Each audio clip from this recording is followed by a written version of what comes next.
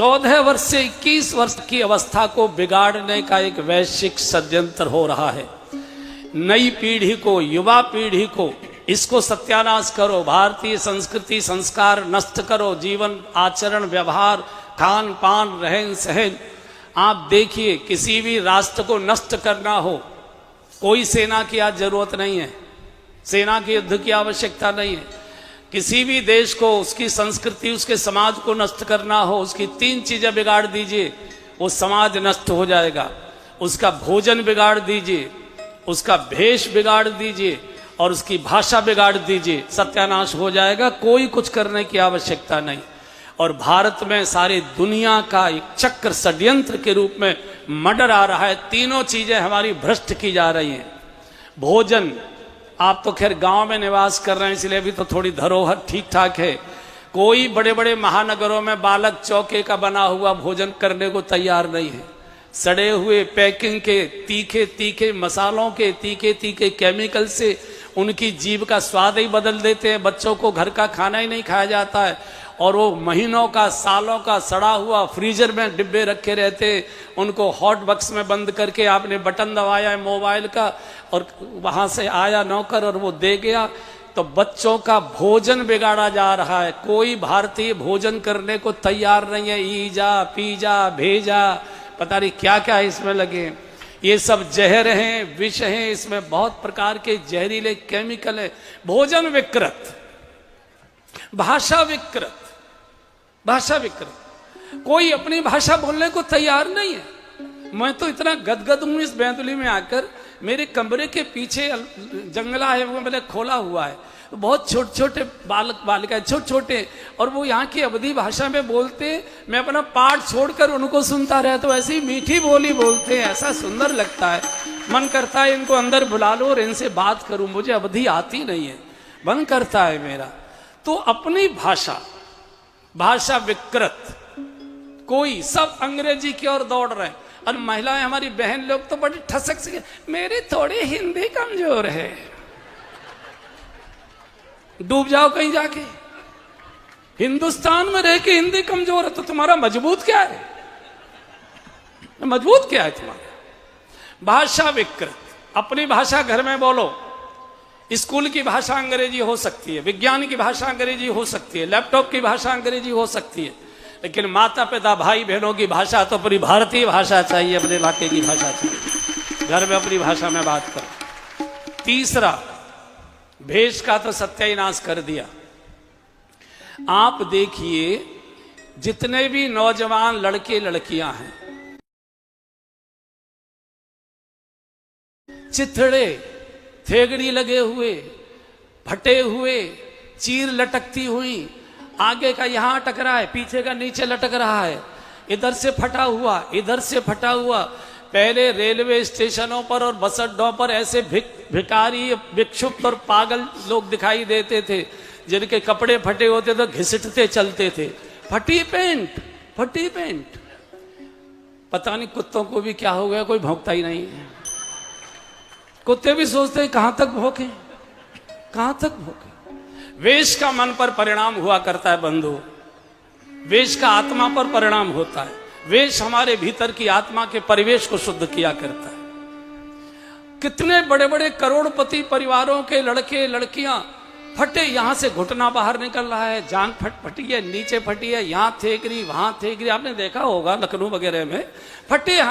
एक मैंने बूढ़े संत है हमारे वृंदावन के, मैंने उनसे पूछा, मैंने महाराज एक बात बताइए, इतने बड़े बड़े करोड़पति अरबपति घरों के बच्चे, बेटा बेटियां, ये फटे चिथड़े क्यों पहनते हैं? बोले बेटा तुमको मालूम नहीं है, सबको भाग्य भोगना पड़ता है। ये वो लोग हैं जिन्होंने समाज का खून चूसकर समाज को फटे चिथड़े पहनने के लिए मजबूर किया था। भगवान कहता रहोगे तो करोड़पति पहनाऊंगा चिथड़े, तुमको पहनाऊंगा तुमको चिथड़े। क्या अवस्था हो गई, क्या दृश्य हो गया। भाषा, भोजन और भेष ये हमारी आत्मा का निर्माण करते हैं। इसलिए इस पर बहुत बड़ा आक्रमण है। बेटी और विशेषकर हमारी बेटियों को उद्दंड किया जा रहा, बेटियों को विशेषकर, चूंकि बेटियां इस देश की आत्मा है, इस देश की संस्कृति है, इस देश का प्राण है, वो सृजन करता है, वो संतति निर्माण करती है, सृजन करती है। अगर आपने संतति निर्माता को ही विकृत कर दिया तो आप कैसा समाज चाहते हैं, कैसी संतान चाहते हैं? बेटियों में एक जहर भरा जा रहा है नारी स्वतंत्रता के नाम पर। नारी स्वतंत्रता चाहिए, नारी स्वतंत्रता चाहिए, नहीं, नारी स्वतंत्र नहीं चाहिए। और दूसरा नारा चलाया जा रहा है नारी सशक्त चाहिए। नारी सशक्त भी नहीं चाहिए, नारी कोमल स्वभाव की चाहिए लेकिन संस्कारित चाहिए। सशक्त नहीं चाहिए, संस्कारित चाहिए। और संस्कारित नारी को कोई हिला नहीं सकता, कोई डिगा नहीं सकता, कोई बहका नहीं सकता। संस्कार भ्रष्ट किए जा रहे हैं और इसलिए आज बेटियों में हर प्रकार की उद्दंडता की जैसे आंधी आई हो। ये बेटियां इस देश के प्राण हैं, संस्कृति है, धर्म है, गौरव है, मर्यादा है। इसकी रक्षा करो भाई, ये ठीक नहीं, ये ठीक नहीं। हमारे यहां तो गीत गाया जाता है, चंदन है इस देश की माटी, तपोभूमि हरिद्राम है, हर बाला देवी की प्रतिमा, बच्चा बच्चा राम है। चंदन है इस देश की माटी, तपोभूमि हरिद्राम है, हर बाला देवी की प्रतिमा, बच्चा बच्चा राम है। चंदन है इस देश की माटी, हर शरीर मंदिर सा पावन, हर मानव उपकारी है। हर शरीर मंदिर सा पावन, हर मानव उपकारी है। जहाँ सिंह बन गए खिलौने, गाय जहाँ माँ प्यारी है।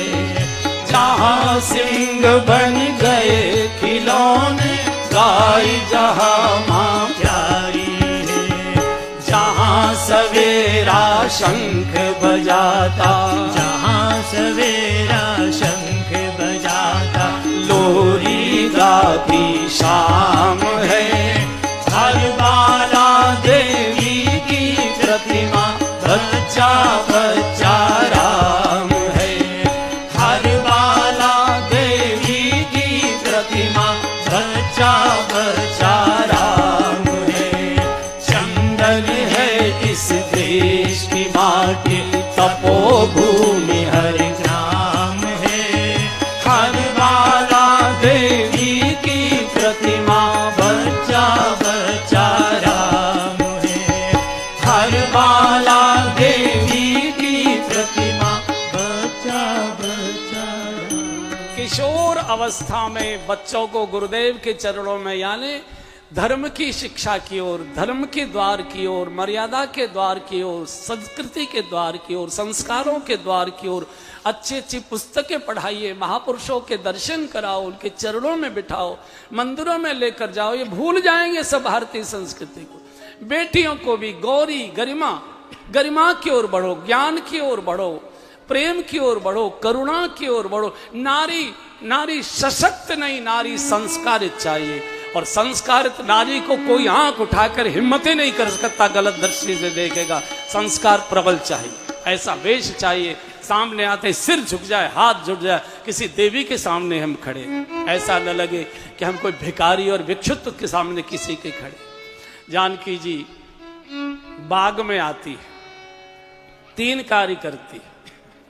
पहले बाग में आती है, बाग में एक सरोवर है, उसमें स्नान करती हैं। और फिर बाग में गौरी का मंदिर है, गौरी पूजन करने के लिए मंदिर में जाती है। बाग क्या है? सत्संग ही बाग है, संत सभा चहुदिश अवराई।